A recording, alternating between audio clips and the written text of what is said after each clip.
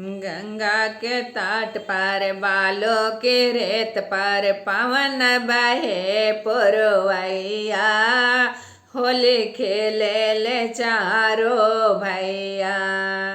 गंगा के तट पर बालों की रेत पर, गंगा के तट पर बालों की रेत पर पवन बहे पुरवैया, होली खेले ले चारों भैया।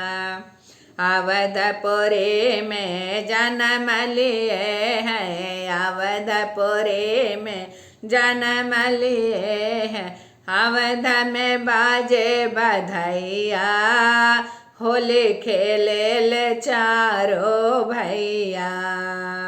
अवध में बाजे बधैया, होली खेले ले चारों भैया। के कर भेजेला मखमल के पगड़ी, के कर भेजेला मखमल के पगड़ी, के कर भेजे चुनरिया, होली खेले ले चारों भैया। के कर भेजे चुनरिया, होली खेले ले चारों भैया।